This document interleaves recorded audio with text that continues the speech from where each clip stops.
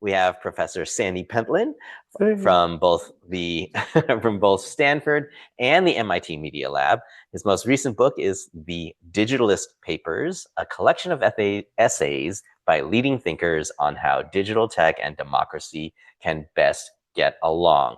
And we may have seen a very recent example of how that might be very important, both now and in the future.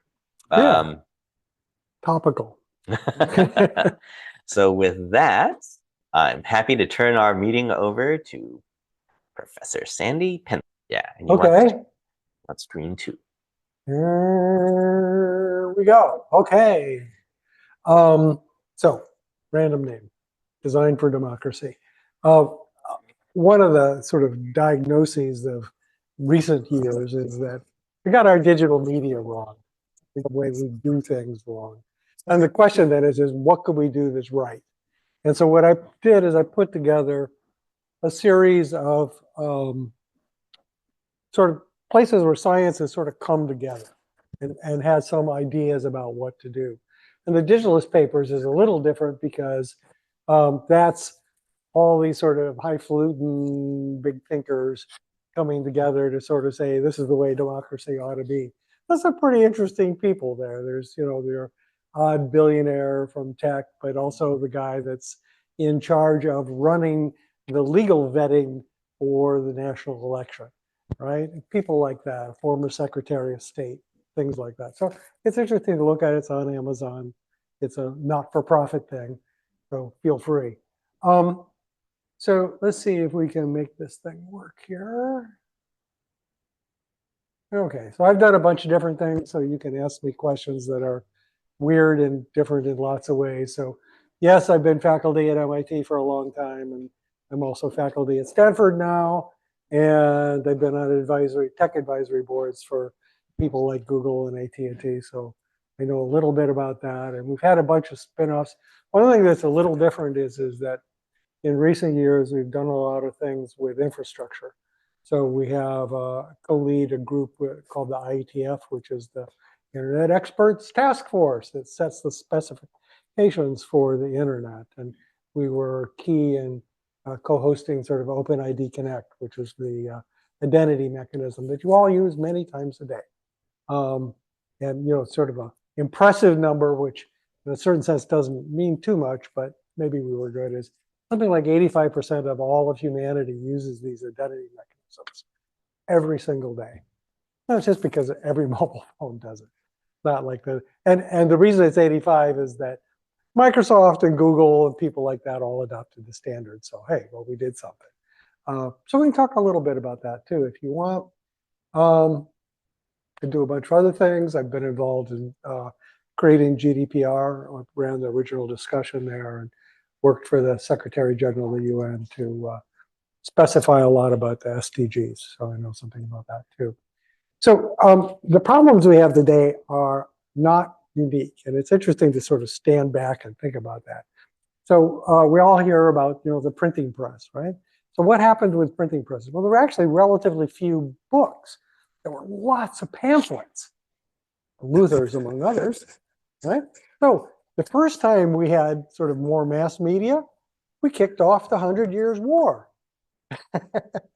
And people were really worried about these sort of pamphlets for that sort of reason, but also because it would overturn government and change schools and traditions, and it did all of that, right? So kings were no longer in place as the only way things worked. A mere 200 years later, the Pope isn't what the Pope used to be, et cetera, et cetera. And a lot of that comes down to pamphlets. So this is not like small stuff, okay? And then similarly, we have radio and TV, which we think are sort of benign, right? We grew up with this. But when those things eventually, okay? Apparently this camera stopped working. Oh, don't worry. Nobody wants to see me. Okay, don't worry about it. When radio first came up, the sorts of comments about kids getting addicted and destroying culture and destroying families, that was the discussion. And so it's like, wow, this looked just like today. And radio went from 0 to everybody in a period of about 5 to 10 years. It was amazing, right? And one thing about this is that what it actually did in many ways is reinforce power structures. So famously, Roosevelt used it with his fireside chats, which you may think was good, but what it was doing is the government speaking to everybody. And okay, think about it. TV, same thing. When I was a kid, there were still 3 channels that were the major channels. And so that was the truth. Nobody else had the truth. You sat there every night. Everybody had the same truth. We talked about it. That was it. So where did that truth come from? Right? Who was included and who wasn't? Right? Well, those are the same questions we have today. And we were talking earlier about the internet, early internet. Well, early internet, was all government employees and university employees, and they all had secure ID and reputations, and it was sort of limited, and it was wonderful. We all talked, had a good time, and intellectual. It was the birth of a new sort of way of being global. But as it grew up, you got people who used it in other ways, and then of course it got attached to advertising, and that changes the whole thing. And it had new models, like for instance, influencer type models, which is a rich get richer mechanism that's monetized. But what that means is that in the media today, you have relatively few voices that dominate everything. So it's actually, in some ways, not so different than it was in the 1960s, except the people who dominate are the people who are shocking and radical, as opposed to George Morrow or Walter Cronkite or somebody like that, right? So it's not too surprising that we have problems, because we haven't sort of digested all the lessons from this and tried to make it good. So here's my quick take on what we get wrong. Most everything. We misunderstand how people think. So we design these things as if humans are rational. This is incorrect. Humans are not rational. I don't just mean that we're goofy. I mean that we have social influence as a fundamental strategy for how we determine what's good and what's not good. So we are a social species. We are not an individual species. Americans don't like that, but it's true. And there's endless sort of research that shows that. We've built the wrong infrastructure. Original internet didn't have identification, didn't have reputation, didn't have lots of things, because these were all certified people who had their reputation on the line. We knew who they were. We didn't need that stuff. But as it got bigger, nobody added it. And so there's the questions today that revolve around, is this a bot? Is this a troll farm? Is this a human? Is this, some crazy guy, whatever? And so these are now important questions, is what are we going to do about that? And then we have weird ideas about democracy. So this Digitalist Papers, if you look at it, we have this thing that we did back in the sort of late 1700s, where we said, okay, it's really hard to travel. So what we're going to have is we're going to have representatives, and we're going to have electoral college, and the little states get more per person than the big states, because otherwise they wouldn't have joined. All good for 1800. Maybe not so good today. Right? So you ought to think about it. We've always had these sort of representative government structures because we needed them. You just couldn't do it. But now you can. And so what ends up happening, I would argue, is with representative things, you end up with elite capture. Now, who's going to be the representative? Are they going to have more power? Are they going to have more knowledge? Are they going to profit, or their family? Yes, of course. So a little statistic, as somebody who is in academia, what percentage of people who run the country graduated from Harvard? Anyone want to guess? No, come on. It's only 1,000 people a year enroll from Harvard. Now, if you look at senators, House of Representatives, presidents, National Academy of this and that, Nobel Prizes, about 15% is Harvard. That's crazy. However, if you expanded it to be sort of Ivy League and then places like Stanford and MIT, it's over 50. Now, yes, they admit smart people, but come on. Right? If you look at, for instance, at CEOs, right, who are presumably pretty competent to get where they are, I mean, on average, they don't have that sort of elite heritage. They come from all sorts of places. So why is it that our, elite leadership, our people who make it go, all come from such a small group of schools and all know each other? Right? I mean, I just a little side story. I remember I set up a series of laboratories in India, and I was struck by the fact that when I knew somebody, the person I was talking to also knew them. Always. We've got 1 billion people, but everybody I talk know each other. What's going on? Well, there's this little cream of the cream on the top. And yeah, they all know each other, right? Or in France, sorry if you're French, but the École Supérieure, if you run anything, you went to one of those schools. And each company has a different school that everybody graduated from. And if you didn't, you'll probably leave the company. Like, okay, this is a problem. So let's go through this real quick. And feel free to like throw things, don't throw things. Interrupt, ask questions and so forth. So we make assumptions in economics, particularly in cognitive science and in design, that people are at least somewhat rational, right? That's sort of what we think.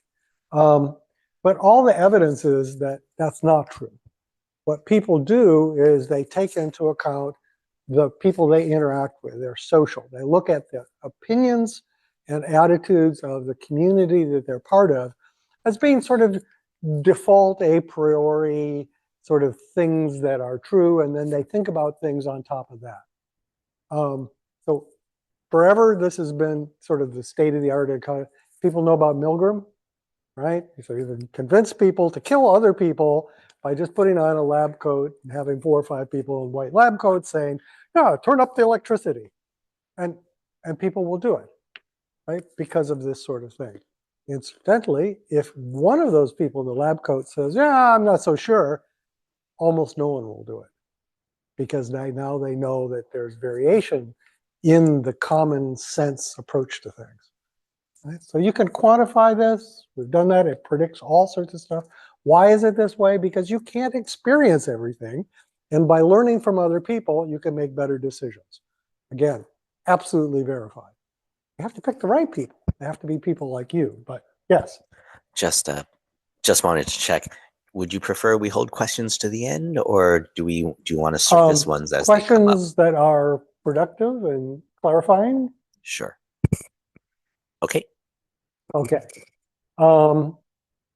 So what that ends up being, and there's papers like this if you want to do it, is that it's better to think about people as sort of explorers. We go around, we find things that work, we watch other people, we learn the stuff, and then we get this bag of tricks. And we sort of say, well, is that going to work for me? Blah, blah, blah. But we usually only do the things that we've seen people do or heard about. And so we spend a lot of time networking, trying to find other things that, could be good here. Because actually reasoning things through is really hard, and we're really bad at it. Why do you think you went to college? Right? It's because people really suck at this. Okay. I once had a little book that was 256 common mistakes people make with syllogisms. So this is in like 18 words, 3 lines, 256 things that people commonly do that are wrong. That's us. Okay.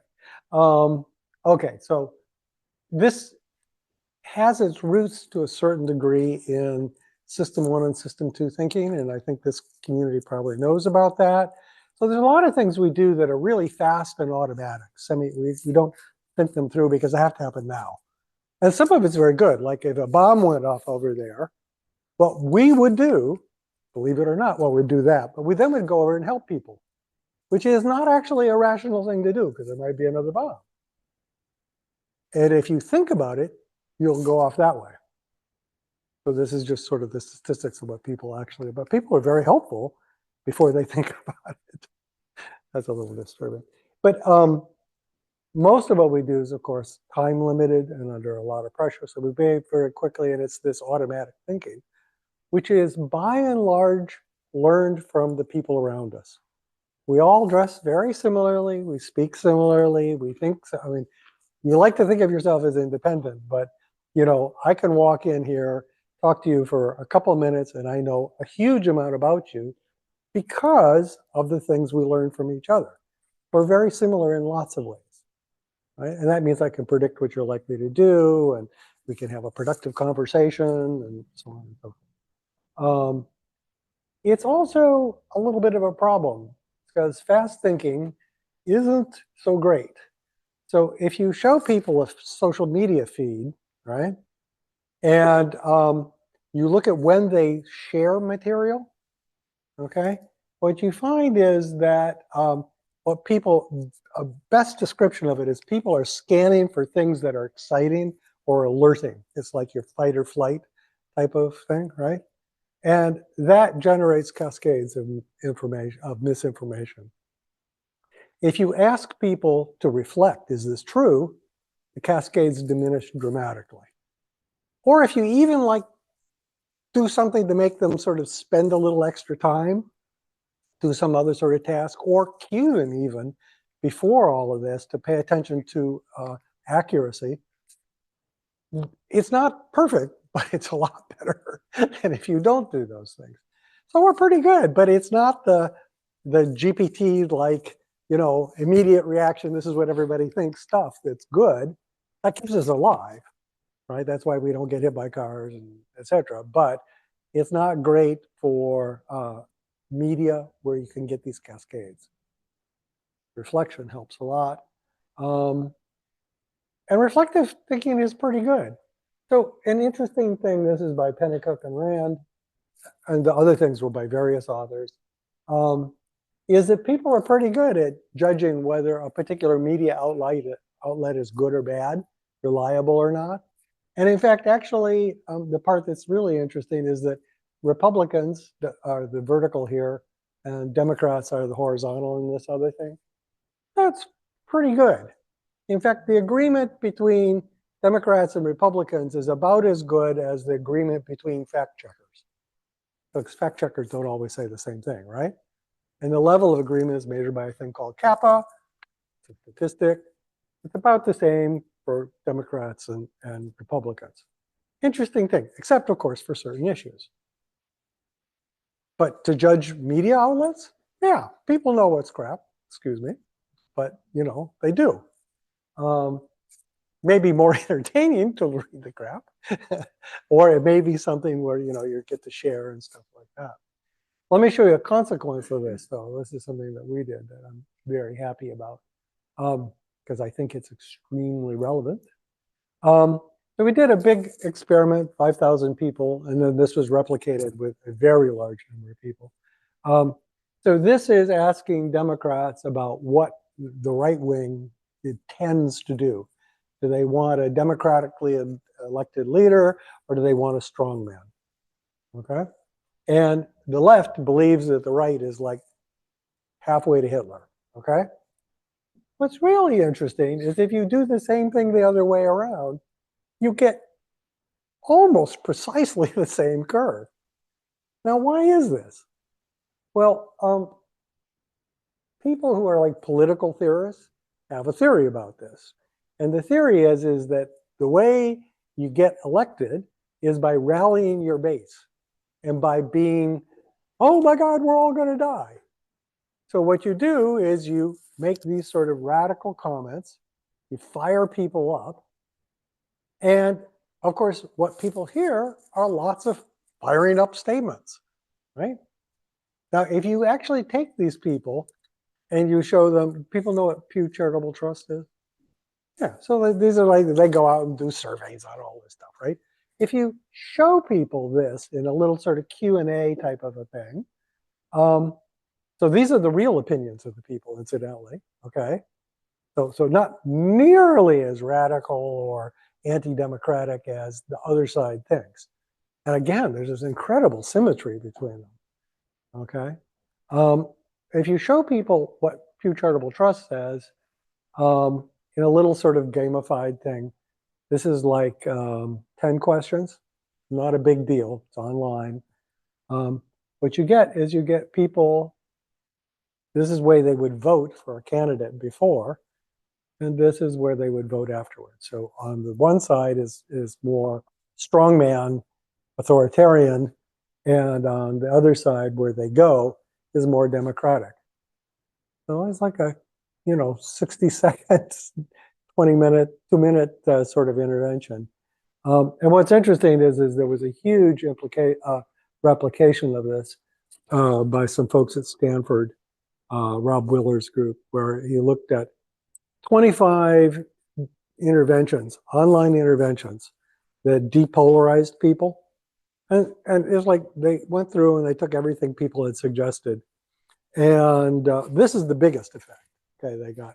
But there are many where you can actually sort of convert people and have it stick for at least a couple of weeks. So this is a design thing. This is how do you actually make things, honest views of what's going on rather than things that are just sort of loud noise. And there's a bunch of different things. Let me see if I have this right.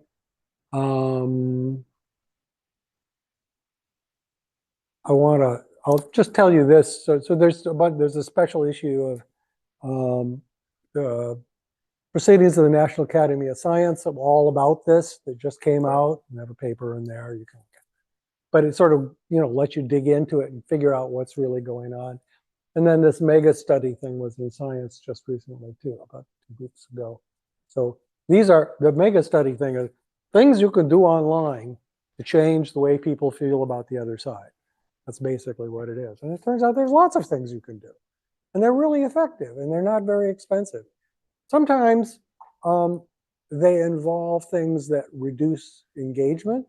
So that means social media are unlikely to do them because they would lose money, but not all of them. And so, I thought it was a good idea to come here and talk to you guys so you can invent better ways to do this, okay? So that's one thing. I wanted to do 3 things. This is the second one. As I said, the original internet didn't need identity or reputation because everybody, we knew who they were, right? One sort of class of people. And today we need ID for bots and to know people's age. We were talking about that earlier. And discover coordinated inauthentic behavior. So that's like state actors trying to do propaganda campaigns. You think you have it bad in the US, but you ain't saying nothing. You should go to Indonesia, where the government uses this to prosecute people. So when we get to the point that everybody knows that X did Y, the official prosecutor comes in, tries them, judges them, executes them. That's standard operating procedure. So this is not like a trivial issue, and we don't have it as bad as some people do. So something to sort of think about. One of the people that exposed this just got a Nobel Prize 2 years ago for that. So the sorts of things that this motivates is not giving people control over your data and over your communication. We were talking about this just before. A sort of current thinking among internet standards people and a number of other sort of entities like that is that people should have secure identities where they get to control their data and what people know about them and can figure out what other people should do with their data but not give the data away. Sounds like magic. It's not that magic. There are good sort of computer science-y things that you can do. It requires some change in regulation and practice. And one of the main things is figuring out how to make money off of it in competition with the hyperscalers. Unless you're interested in that, I'm not going to spend too much time just to mention that, for instance, we're actually all familiar with this. You all have bank accounts in this room. Right? That's your private data. You don't give it to anybody. You let your bank hold it, but it doesn't own your data or your money, right? It manages it for you. That's required to keep certain data for safety cases.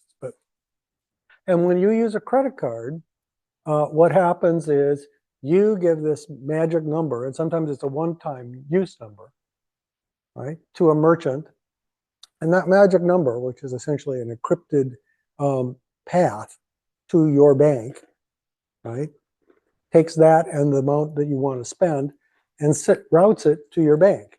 Now, the merchant doesn't necessarily know who your bank is. You may not know who your bank is, right? But your bank gets this message and say, well, we recognize this hash code and we recognize the amount and we compare it to the person's data like we've been authorized to do.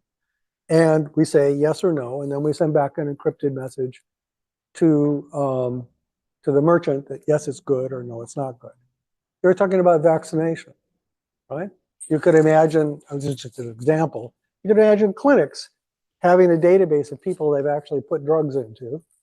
And if you want to show that you've been vaccinated, you have this one-time number that goes back to that clinic. Clinic says, yes, in the records, no, not in the records, sends it back. You don't know who the clinic is. It's cryptographically guaranteed. It's one-time use. Other people can't use it. Solves a lot of the problems. Yeah. But what you want to avoid in that scenario is the issue of knowing when and where you're presenting those kinds of proofs. That's the problem. And we were trying to get away from the surveillance economy. So in this type of thing, they don't need to know where you are or who you're doing it with. They need to know that it's a valid source. It's checked with everything, right? It's a one or it's a one time. I present that once. Yeah. And then inevitably they're going to know who's asking, and so the issuer will know. There are ways. Think about it instead. Verifying a PGP. Yeah, you know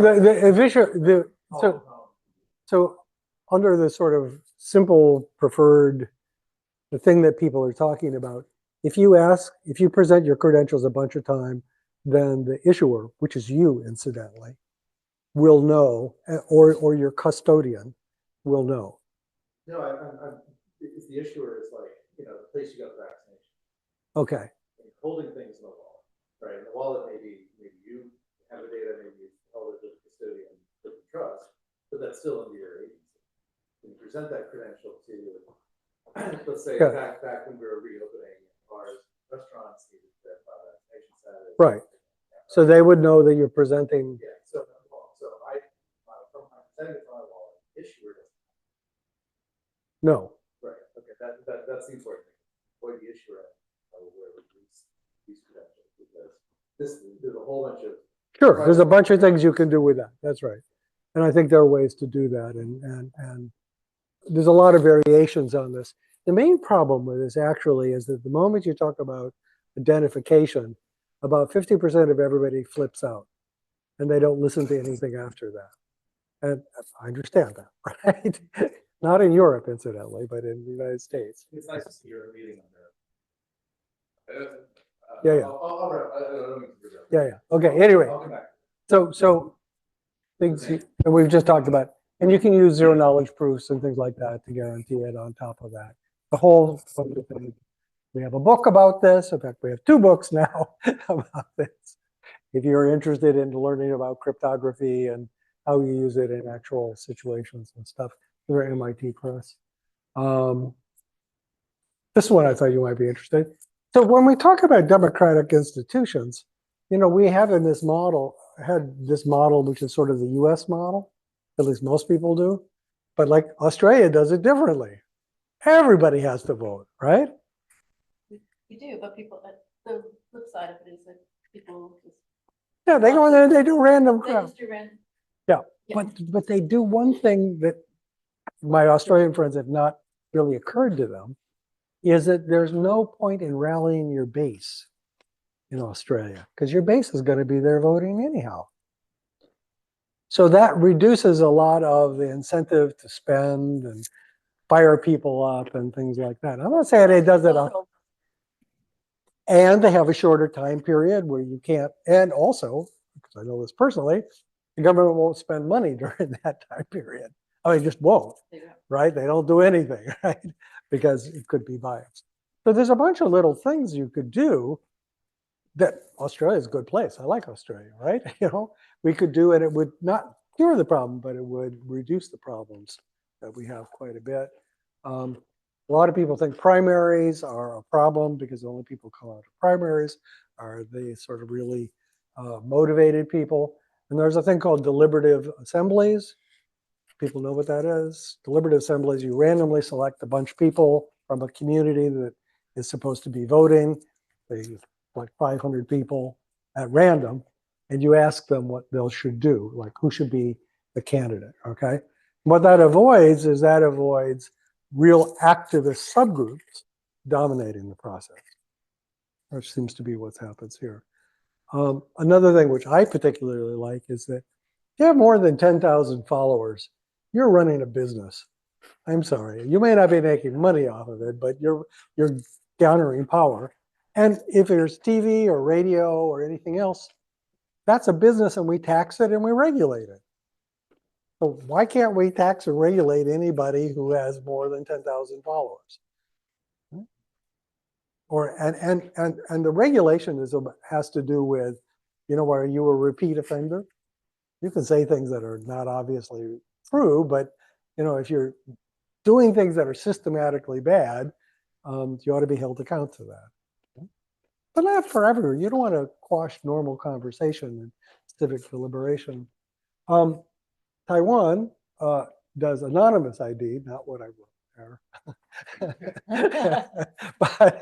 but what they do is everybody who participates in the digital voting process has an anonymous ID, but it's grounded on proof that they're a citizen, right? So they have a way of doing, just like I was describing with the vaccination and stuff. So those are different things. A really interesting thing is a system called Polis. How many people know Polis? Okay, many people do. It's really pretty well known. Colin McGill has just moved to San Francisco and is going to build a new version. You might want to like call him up, see what happens. We have.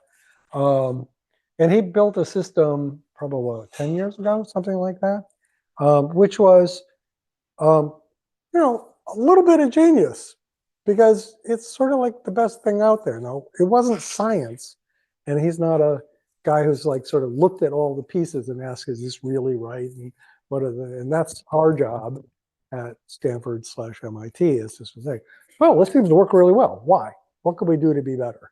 So that's our goal. And so what you do is you pose a question and people begin making comments, and you can't reply to the comment. What you can do is upvote or downvote it, and you can add your own comment. But what ends up happening over a period of time is you build a citation network. So this is like, these people like that thing. These two comments sort of fit together, and you can use standard sort of mapping things to be able to say, here's the spectrum of opinion. You remember the thing about, you know, what the left people thought about the right people and the right people about a lot of things, gun control, abortion, you name it. If you could see the spectrum of opinion, it would be surprising. Like in the United States, I mean, it's surprising to most people, maybe not here. The average opinion about the average across the whole population about abortion is a little left of Europe. Okay, it's not like, I mean, there are loud voices on the edges. Okay, and that's what you hear all the time. But that's not what most people believe. Same thing with gun control. We did a thing on gun control. Turns out Republicans and Democrats think the same thing.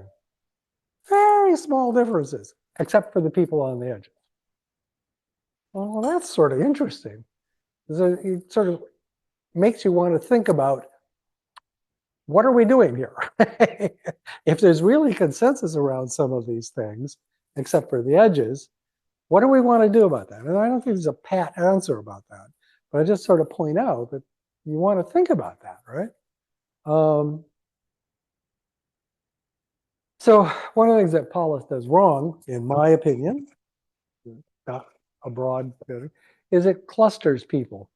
So it says, oh, there's the blue people and the red people. You know, the moment you divide people up, you could, you know, you've created tension. You've sort of made the middle disreputable. So you're neither here nor there, right? But often, like those issues I just said, you know, the middle is where it's at. Right? So I think that the colors of these things ought to be something that emerges in people's heads, but that's just my opinion. Okay. So a bunch of design choices, which I think are good, but we're looking at it. And Jose will show a little demo of the things that we're building here at the end. So no direct reply, visualization. And we're putting AI in there to help surface consensus.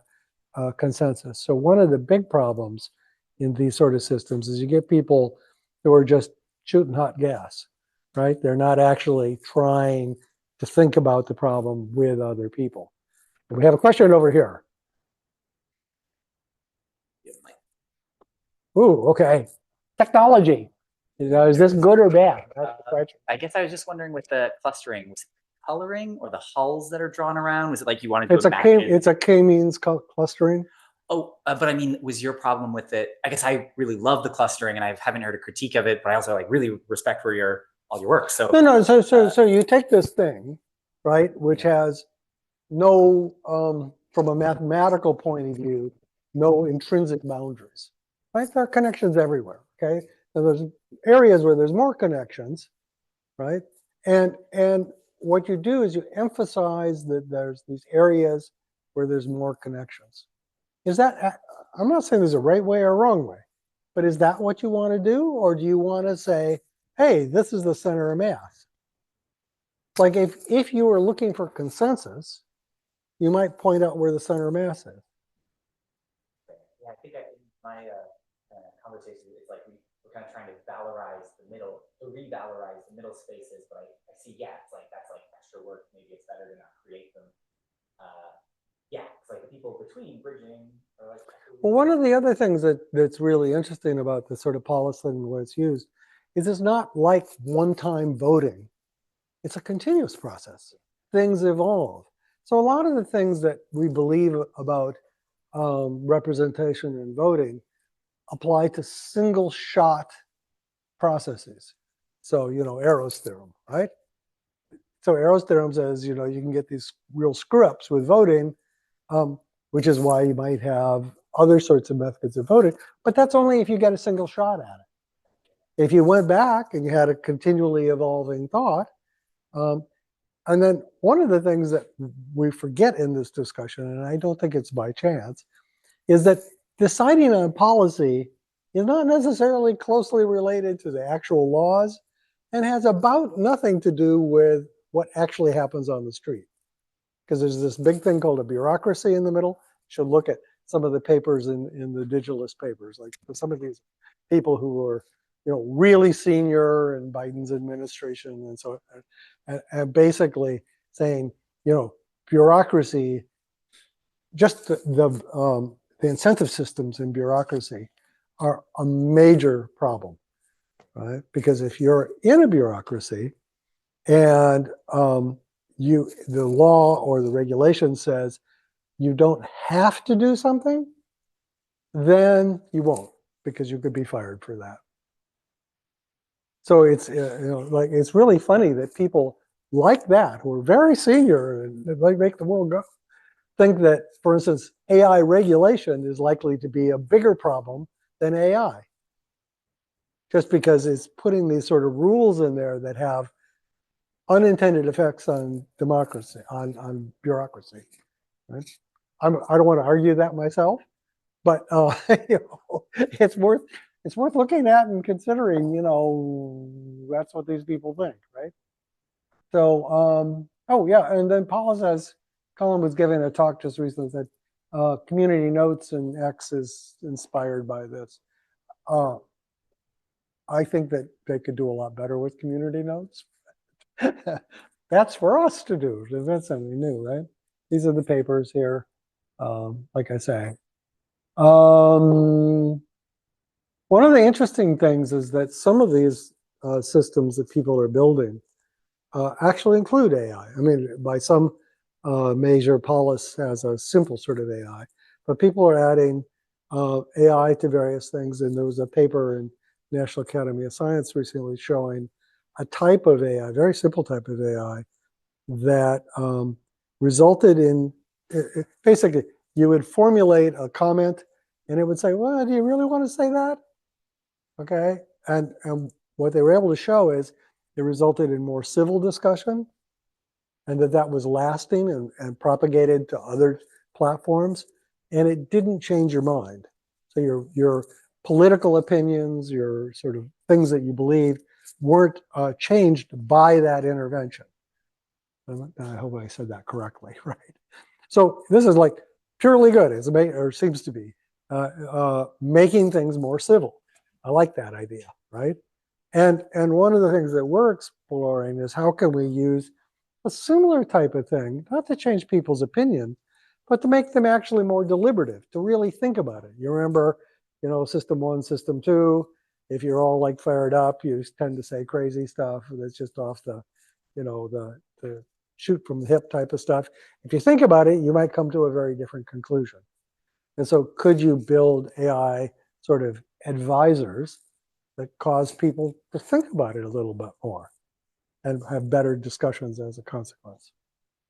So that's it. Let's see, why don't we have, Jose, can you show things pretty quickly? Yeah. So this is like the first thing out, right?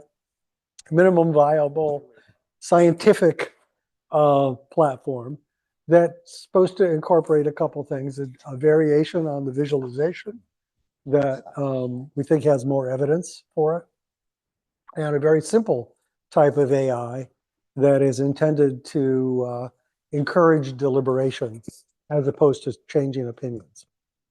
Okay. So am I supposed to end slideshow? That would be a good idea.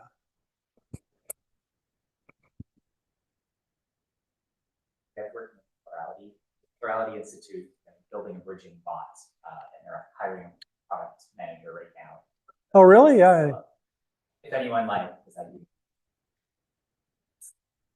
Yeah, we work with Plurality and hope to propagate some of our ideas to them, right? I like around radical exchange network. Right. Oh, but no, you can open the window. You can make it bigger. So I think what you're going to see with Plurality, I mean, you know, the basic sorts of elements of Plurality are things that we all subscribe to. Yeah. And the question is just how do you actually build things that work at scale? Please. Sure. I can do many things. Is that good? Okay. It's too small. Okay. Yeah. Okay. So one thing that, so I'm Jose Ramon Enriquez. I'm a postdoc currently at Stanford, working with Sandy in the Digital Economy Lab, and also working with Yashin.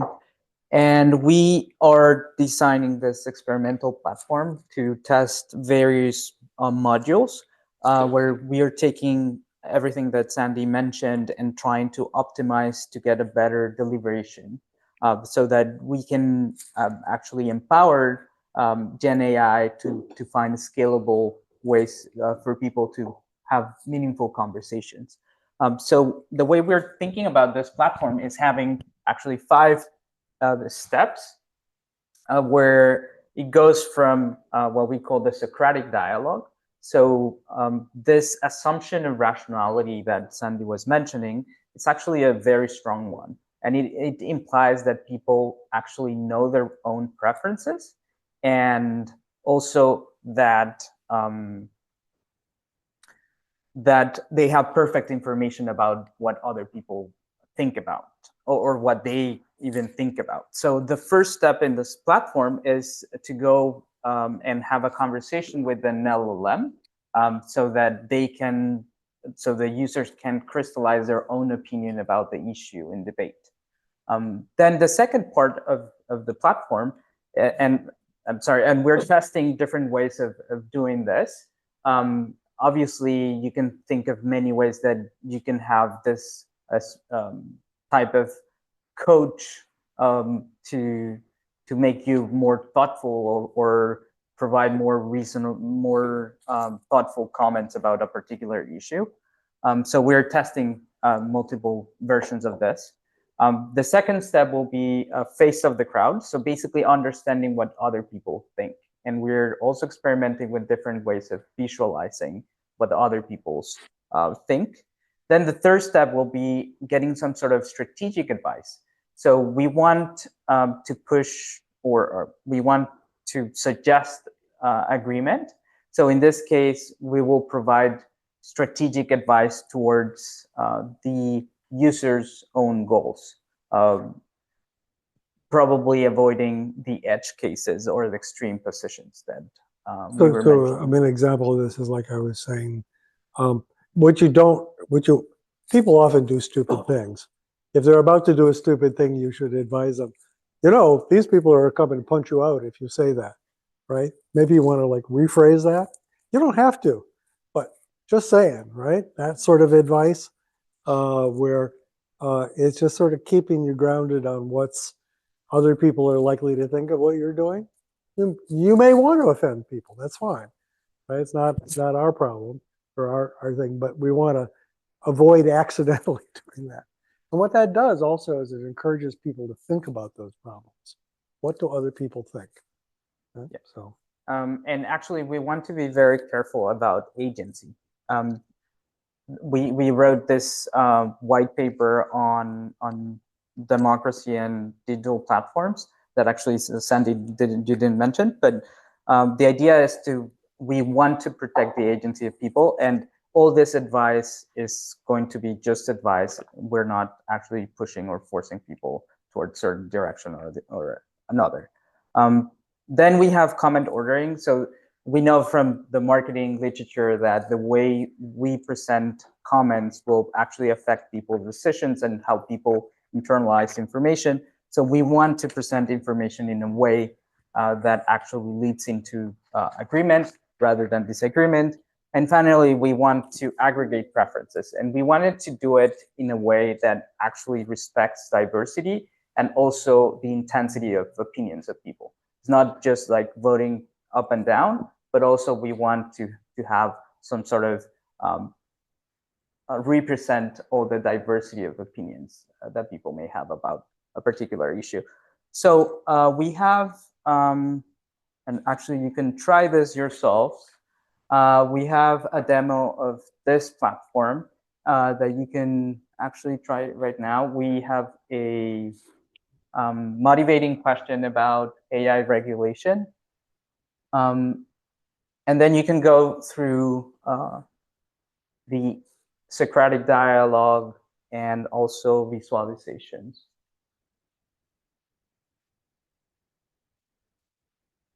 And also you can leave your feedback at the end. That would be really great. Oh. So yeah.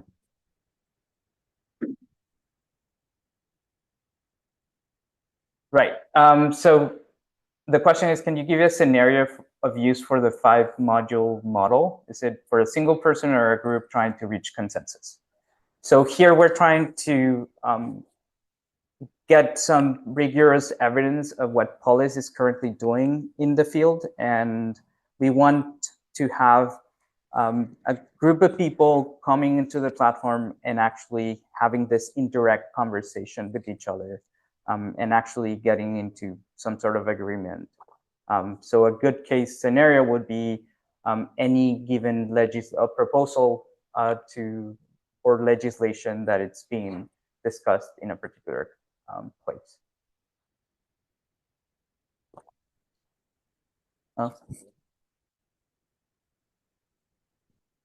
Can you give it an example of how the comment ordering leads to agreement?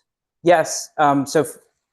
Maybe you've seen it. Maybe if you participate in Facebook groups, sometimes when you get into the group, you'll see that a lot of comments are either very aligned with what you think, or comments are really not aligned with what you think. So the initial impression of your group might be biased towards the initial piece of information you're exposed to. So the idea here is, as people may pay more attention or may put more weight on the initial comments that they may see, And what we can do here is sorting the comments depending on whether the comments are more similar to your own comments or they're more dissimilar to the comments that. So Michael Bernstein's group did a big thing, which won a whole bunch of prizes just the last couple of weeks, reordering comments by being driven by, did these comments express anti-democratic attitudes? And it didn't take them out. So it wasn't like getting rid of the comments. But what it resulted in was a much more civil discussion. And he also tested whether it changed people's minds, and it didn't change people's minds. And the interesting thing is it didn't change the level of engagement either. So that means a platform like Facebook wouldn't lose money from essentially ordering things to sort of not suppress, but on the accent anti-democratic comments. I hope I said that correctly. Yeah. Bernstein, Michael Bernstein, yeah, Stanford. He's not the first author. I think he's the last author. That's how we do things in academics. The old guy is the person you mentioned, but he's actually the last author. When they sorted the comments, did they sort them from least anti-democratic to most, or most? You should read the paper, but what they did was a stochastic thing. So it wasn't just sorting. It was sort of like, let's throw them all in the air, but the ones that are anti-democratic are heavier and tend to move towards the bottom. As I understand it, sure. So many questions. Really glad to know that. I won't ask all the questions, clear. But small thing, is the tool, just because I collect the code bases for tools in this space, is it open source or is it still kind of being worked on? I'd love to like just watch it. Yeah. Yeah, I guess one, I'm wondering if this idea of, I think I'm trying to think, whenever I know that there's a bad thing and we're trying to go to the good thing, like, oh, we disagree and we want to be more in agreement, I try to think how you could overshoot and like, what's toxic agreement? Or like, you're saying like, how do we order the comments for agreement? And like, is there too much of that? Could that like break the like balance? I don't know. Is there like thoughts of that? And maybe I'll hold my other question. Well, this, I think, to me, this is one of the open questions. What you want, as we were saying, I forget who I was talking to earlier, getting to agreement is only sort of 50% of the value. The other value is having everybody understand what other people think and why we went in this direction and not some other direction. So there's an educational process that happens that's at least as important as coming to agreement, right? And so if you overshoot, you lose that educational process. And like, it's just like, I wonder, I often think of like, the word pattern of intention.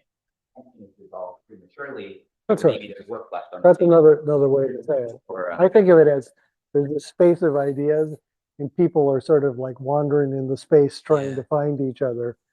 But if you don't wander across the space, you don't understand what's in between. And you don't understand why you're that part of the thing anyhow. Like, how come those people think that? Yeah. Right? No, it's super neat. Yeah, and maybe just one other, and I'll leave it to others. A friend who runs kind of the good public consultations, like not the getting to yes real estate ones, but the one who actually like is interested in like rejection has said like the thing about public consultations that is like most interesting that digital platforms tend to not do is in a real public consultation, if people are so angry that things don't work, someone can get up on the table and break the meeting. And preserving people's ability to break the process as it exists is like kind of crucial to like what a public meeting can be. Like there can be an uprising, if people are really upset and things are, and obviously you don't want the process to need that, but like, is there a way, do you think about how people break the tool or like reject it? So one of our co-authors, Lily Tsai, is was the head of the faculty at MIT and runs a thing called GovLab, takes the opposite view, which is the thing that's important is to not have to be in the fight. but to be able to stand back and watch the fight. So gives examples of, like in a town hall, most people don't comment, but they watch what happens. Yeah. Right? And so you get to see how things happen, but you don't have to be in the fight, because a lot of people don't know quite what they think. They don't want to be in the fight. They're thinking, developing their opinion, and that's really important. Or she gives another example of crowd behavior, like Hyde Park. It's the people around the edge who are getting educated about the people arguing in the middle. Yeah. Right? And so that's, I think it feels like the same type of point, but the opposite direction, right? Is that yes, you need to have that conflict, but not everybody needs to be experiencing adrenaline and Yeah. stuff like that. Yeah. It's always like binary. Like it seems like there's always this kind of left. It seems like there's more spaces that can be explored than just. It seems to be leaning on like a yes or no or I think if it's binary, you made a big mistake, okay. All right. right? I mean, of course, almost no opinions Yeah, exactly. but they all have special cases and more or less, and they evolve over time. Yeah. Things are not eternal. Yeah. I mean, if you go back 200 years, there are things that were completely normal that are abhorrent today, and I suspect that'll be true 200 years from now too. Yeah. And so you have this sort of, you think about it as like an organic thing that's sort of moving around in this idea space, Yeah. trying to figure out what's going on and what's the right way to do it, and you try to get everybody in the dialogue, so everybody is trying to pull in more or less the same, because that's how cultural That could be evolution really happens. multi-dimensional. Yeah. I just got confused like the red and blue. No, well, that's why I don't like the red and blues. It Yeah. dichotomizes it in a way. I think there's a lot of people that are sort of red, sort of blue, right? Yeah. If you do a big high dimensional plot of people's attitudes, Yeah. you don't get red and blue. Yeah. Actually, what you get is you get sort of people over here, and then people that go off in a third direction, which you It could- depends where in space you're looking. Hmm? It depends where you're looking from, maybe. But, yeah. I don't know. Well, there's a whole sort of set of people that it's not quite the right word, but it's sort of libertarian. Yeah. It's like, no, let's all just get along and I won't bother you, you won't bother me, that type of attitude. Yeah. And they're not particularly left or right. Yeah, I probably fall within that. So maybe that's where I'm leading with this. Well, and it's one of those, like, if that's not if that's not part of the categories, Yeah. there are two categories, left and right, right? So you're not allowed. Yeah. I know, wait, Yeah. that's not right. Maybe I'm halfway or something. Sir. So I've got a bit of a background in this that I don't want to go into too much, but my sense is that the more important the use case it becomes for this kind of thing, the more likely you are to attract hostile actors. And I can speak, actually, I do have direct experience in that, where people determined to prove that somebody didn't have the long form birth certificate to prove that they were able to be president, corrupted a process that we had set up. And it seems to suffer from people with a lot of time on their hands, which has only increased in it. So where have these tools been used successfully? Where have there been? And I know about Taiwan, and it's still on the periphery there. There was the story about Chile, right, in their constitutional convention, where they ran a big deliberative process to write a new constitution, and they put it up for a vote, and it failed the vote. Right. And it seemed like that it was not an indictment, I guess, against using these kinds of tools, but that could have been a big success. So Taiwan uses it, and the report is that it's successful, but I don't know that that's. Is it at the scale of like our propositions or like our Congress, trying to debate bills? But it's managed and rare. And the big thing they have in Taiwan is they have a very strong local culture. And they believe a lot in community has young people helping old people getting their letters. It's a very different sort of thing than here. Successfully in Europe and many different things. It's been used once or twice in this country. Like most things, it's only people like us that participate. The vast majority of people don't participate. I think that's like the biggest problem, first of all. And then, you know, usually these things are started by the leadership empowering a bureaucracy to hold a plebiscite. And then you have the plebiscite, and then the bureaucracy says, this is what was said. And then the leaders say, well, okay, good. Next year. I mean, that's being really cynical, but like for instance, France has a permanent deliberative assembly. And there's a lot of people that think it's just really sort of greenwashing. But they don't decide their national budgets that way, right? I mean, I know there's been a lot invested in participatory budgeting. But that's like, okay, we have a little extra money. You guys get to say what you want to do with that. Yeah. where are the big wins in this? I mean, the civic tech has been a domain for 15, 20 years. And I feel like, well, let me, if you don't mind, I'll give you, are you done with, you're sort of done. You have this thing up. No, I didn't mean that we're like arguing. Okay. I didn't mean to derail the demo. No. Well, so let me give you two examples that I like, and one you probably won't like. So about 10% of all the laws in the United States are decided by a purely bottom-up organization called the Uniform Code Commission. And so what that is, it's a bunch of volunteers that come from every state, get together about something that is not uniform between the states, and they make a recommendation about what would be a good thing to do. The Uniform Commercial Code? And that's where the commercial code comes from. But also uniform adoption for kids, uniform this, that, and it's why you don't have to pay attention to state boundaries.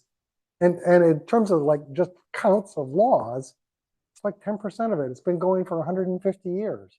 It's awful successful for something that is this sort of pickup thing where people get together and say, this looks pretty good. And then they go back and educate their folks, and it seems to work over things. Is that harmonizing laws or harmonizing regulation?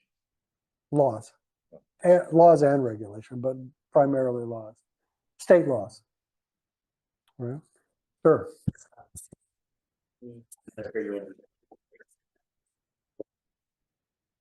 All right, I'm going to bring in a question from chat and turn my speaker on at the same time. So the other Carl, one if you could come on. you won't like, but it has to do with the U.S. Army. Okay. So the U.S. Army was getting its butt kicked in Iraq in sort of the early part of this century.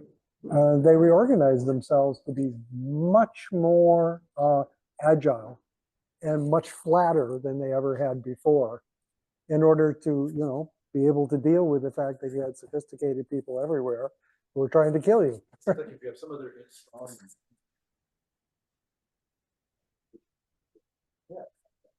serving the mission. Yeah, but it's really interesting because when corporations talk about being flatter and more agile, you know, I think the Army, this is like the last thing in the world that'll be agile, right? But there's internal cohesion. Yeah, they're very dynamic. Yeah, anyway, I'm sorry. Yeah. We have a question here in the chat. Well, it's not as much as a question. I mean, it was just a comment because, like, when you were talking about certain things, I just read a Medium article today, and there was a person talking about the class he had and the students, and he asked them about the election. And when you kind of talk about the media and how that relates to things, the 2 points he made was, one, that none of the people trust the mass media, and that they're wary of text and instead are watching the video, and I think that had a huge impact on, you know, people's choices. And the other point was just the fact that you know, that there was all this wave of celebrity endorsements, but the problem is celebrities generally tend to be rich, and the fact that people kind of looked at that and felt that they was kind of rubbing their noses and things because that was happening. And so, I mean, I didn't have so much a question about that, but I just thought, do you have any, you know, these kinds of changes in the dynamics of the people who are you know, these are the people who are going to be voting next time. What do you think that, how do you think that changes what has to happen to, you know, if you're talking about like creating tools for people to type in their thoughts, the reality of it seems like it's actually moving away from reading and writing into other mediums. And what would you think about taking care of that? Well, I guess there's two things. One is that the celebrities thing is an example of these overly loud voices. I mean, I hope I'm not offending anybody, but I don't think Kim Kardashian knows much about politics, and I don't know that I'm going to like believe her, right? And I'm not going to believe a lot of the other people that we all know the names of. So somehow you have to give everybody equality of voice. I mean, we actually had I mean, you're a silly academic, had a really nice piece in the Proceedings of the National Academy showing that if you don't have equality of voice, you destroy the ability to do deliberation, full stop, right?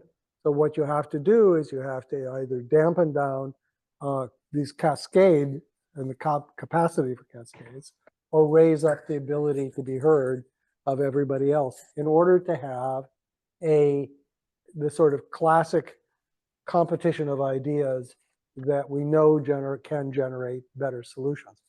So, okay, that's it. It's not like my opinion. You can write down the equations, and I think they're really pretty good about that. So that's one thing. A second thing is people who know better than I do believe that fake news and so forth, fake media, you know, like videos and stuff like that, did not have much to do with this election. That doesn't mean it won't happen the next time, because they're just getting started, right? So you really need to be able to answer questions like, was this generated by a human? And I don't mean, you know, like in the normal way where they didn't generate 400 videos an hour for 5 days, where they actually, you know, plausibly shot it with a candy cam or something like whatever, right? And so we have to really build up the basic infrastructure for identity, for certification, for things like that, if we're going to avoid these things. And I think that the equality of voice thing is absolutely important too. And one of the little genius things about Polis is you can't put 10,000 comments in there, right? In fact, in the sort of my preferred version of it, you have to upvote and downvote people before you can put a comment in at all. And you only get to put in like 1 comment a day. So, you know, Kim can put in her comment. I'm sorry to rag. But, you know, but it's just 1 comment. And everybody, you know, and the other person down the street who is, you know, doesn't have a job can put their comment in too. And they're equal in that sense, right? And everybody's synonymous, but you know that they're humans and you know that they're valid participants in the conversation. How do you know they're humans on Polis? Sorry? How do we know they're humans on Polis? Well, in Taiwan, because the only way you can get your anonymous identifier is to show them your citizenship credentials. Okay. Roughly. So in Taiwan, but yeah. Remember that different places have different attitudes about government, right?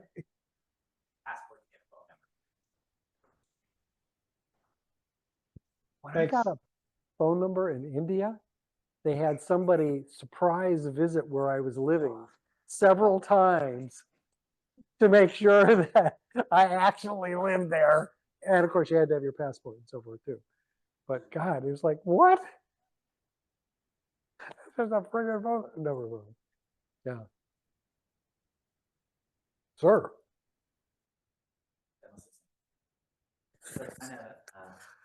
I share. I also like related to like what has teeth. Can I share something? Mm-hmm. Yeah, there's not like a screen, just I'm just acknowledging it's not a question right now. But yeah, there's like what's really like the success, like Polis has had successes since then. The Finland government is like a lot of people are funding new interfaces for Polis. There's like 5 government projects, 4 I know of right now. Finland, I think sorry, that's not the point of what I was saying. But basically in Taiwan, the thing that kind of gave Polis its moment and its success, it was embedded in a process that was really thoughtful. And I think a lot of people look at the tool and they're like, Polis is going to save us, and they like pull it in, but it's like, it's nested with the right incentives in the right part of the process. Like basically there were incentives layered on to giving people this kind of pretty advanced tool to essentially find statements that where there was like deep symmetry of agreement across the difference. And so they had to use the tool to build theory of mind about the others to submit a statement that actually straddled all of them. And so like it kind of says like, hey, you don't even have to fucking care about these other people around you, but if you want to trick them into voting agreement on your statement, which we're going to give you a reward for finding, then you have to simulate them in your mind. And so essentially it tricks everyone, no matter how altruistic they are, into empathizing across the boundaries. And then, so I think this is like absolutely critical point, right? Is people you have to have the right incentives, and the incentives have to be something that's focused on the polis, right? Yeah. By which I mean the people. So like for them, it was like they had in the V-Taiwan process, which was very dynamic and always changing, like not a static thing. Like Polis didn't even arrive in the V-Taiwan process until I think 2 years in. It was all like their tools. I did a democracy fellowship over there, but essentially there was a live stakeholder meeting after. So like they invited thousands of people, of stakeholders, which they intentionally brought in to use Polis at this one phase. And then they were like, hey, we can't invite thousands of people into this live stream meeting, but we're going to make those powerful people, some of whom like are like found in the Polis. Like if a group showed up and logged in with a Twitter account and like gave lots of good feedback, they were invited to like the stakeholder meeting. But like they said, we will, if you find the things that underlie the difference, the majority opinions with Polis, we will make those powerful people who have voice talk about the things that you found. So it kind of like, not everyone engaged in the tool this way, but there's almost like this sophisticated advanced tier where people they kind of learn to like use the visualization to like kind of ask questions and form hypotheses about groups. And like there's a kind of this layered different roles. Like people can just agree, disagree, pass. But then there's like, and the tool does not support or encourage people to like adopt these, but it's like a smaller percentage of people kind of use it to like flesh out the boundaries or to actually articulate better the groups and kind of create more of a deep story around the groups. It's worth mentioning that in Taiwan, the people that established V-Taiwan, this whole sort of process, barricaded the parliament and shut down the government for a couple months or something like that. So this is like not a group to be trifled. Yeah. And they got away with it. But it's right. You could just like. So one of the things that we hope to do, this is slightly crazy, but feel free to think about it or whatever, is if you look at who uses these sorts of tools, the people like us, they tend to be activists, educated, have enough spare time to do things. They don't have to work 3 jobs and care for the kids, right? But there's the people who don't participate in this do something that's interesting that is like a deliberation. And that is they play betting games on football and lotteries, and they talk with each other about it. Like, oh yeah, those guys are going to, right? So you talk, and it's mostly for fun. They all know that they're going to lose money at this, right? But it's fun talking to other people, and occasionally somebody wins some money, and that's good. So you could, for instance, create incentives for people that leave popular comments that get lots of upvotes on a platform like Polis. And if you got like one of the best comments, you'd get 100 lottery tickets. And people would do it, and they'd talk about it, right? And that incentive mechanism is what's called a prediction market, where people try to sort of put their money where their mouth is about what will actually happen. And it's known that it works pretty well. Yeah, $1 billion giveaway. That was I don't really know that, but what I thought he was doing was giving lotteries to get people registered. Is that right? To sign, you had to sign a statement. That was a part of Oh, it was a pottery. You had to be registered and qualified. but you had to sign a statement. Well, see, that's bad. Okay. Having an incentive to get registered strikes me as good, right? And having an incentive to be able to predict what other people will say is a sort of classic thing for finding consensus, prediction markets, etc. Oh, thank you, sir. Oh, The man with electricity. Wow. related See to if this the actually works. prediction market thing, like one of, because I've helped a few organizations run polis exercises, and like I think Yeah. there's really a neat, because like there's things we Oh, agree wait, on, wait. but like I am a human, you would get, that would be a majority opinion, but it's like what you're really trying to encourage people to do with a tool like polis is find agreements that are surprising, that like surprise people, because that's like things they didn't know going in. So it's like you're kind of trying to index on, try to find things that we agree on that will surprise you, me, someone. And then you get like really cool, like not just boring things that you all have in common. So like surprise plays a really key role in like the most interesting use cases and the things that get the most texture in, like sometimes you'll have like people who agree with one statement in one group, and then you just people in another group will agree with the same statement, but with like, they're angrier, you know, they'll use words that are more extreme, and that's the divide. It's like the valence of the comment, like, but they kind of agree, but they want to say it different.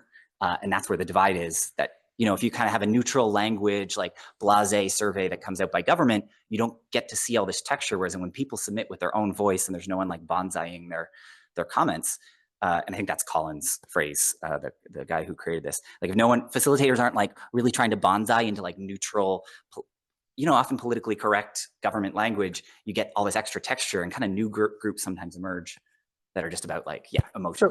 So absolutely true. So I think probably we should wrap this up because it's, but so what we're trying to do is take these things that are so exciting that maybe have possibility and figure out which things really work in a sort of a science-based way that you can reproduce and understand it better, you know, that sort of thing. And incidentally, get people jobs when they graduate and things like that, right? So. Are you taking new students? Two guys next to you. Oh, sorry. I guess I'm just like curious if your lab is like, I'm just following your work for years. So you know, I've only been at Stanford for like less than a year at this point. We have some brilliant postdocs, right? And there's some students working with us, and we're trying to build ties to other people who will help us do this sort of thing, both to evaluate it, but also to have ideas and help build stuff. Yeah, but we're like a new little sapling. You can't come over and like put a big thing on us. We're not like that. Oh, so that's interesting to people? Yeah? Hopefully? Yeah. Okay, good. I just think it's really interesting to sort of, we have all these ways we think about this stuff, but we don't step back enough and say, well, could we do it differently? Right? And I think we certainly can. And a lot of that has to do with what's really a design problem. We have a fairly good common sense of what we'd like to see, at least at a very top level. There's a lot of hard design choices when you get down there. But trying to think about it is I think, a great type of design thing to do. And there's some green sprouts that mean that, yeah, it might be possible to do this. Polis is an example of something that is, you know, a digital tool could be good. I've recently been really struck by like the Australian system, which is completely understated. Nobody's, but Australia doesn't like have these knockdown, screaming fights, and people get elected and stuff. It's like, well, you know, It's also different because because the people don't have to stay in power. It's the party that stays in power. It's the party that stays in power. So the Liberals or the Labour Party, you're voting for the party. I mean, obviously as an individual, you're thinking about who's leading it, but that same party is going to stay in power, and they could topple the guy. We could get rid of Trump and still have the Republicans. Well, yeah. So there's that aspect of it. There is that, but I mean, you know, like what California has been Democratic forever, except for Schwarzenegger. Right. I don't really know And the that was- history. yeah. I don't really know the history that way. Yeah.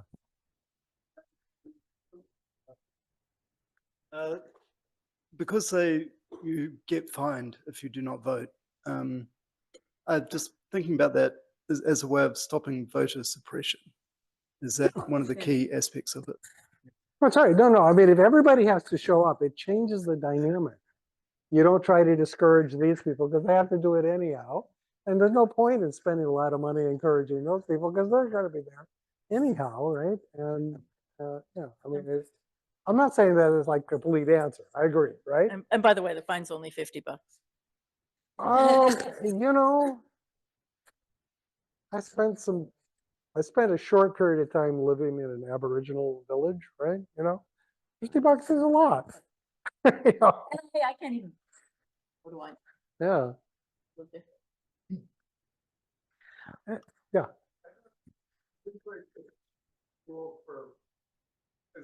Are there any real implementations for which? of this system of? Are there any real For the implementations? so deliberation far? IO thing? Yeah. Oh, well, we're working on that. Yeah. We're not okay. very old yet. Okay. But week after next, we're talking with the leadership of Washington, D.C. About using it to be able to look at public services and whether they're adequate and what do the electorate think about it. Because they don't really have any good ways to know whether they're doing a good job. Yeah. You know, again, the only people they hear about are the really loud voices. Sure. Which is good, but you'd like to hear about everybody else too, right?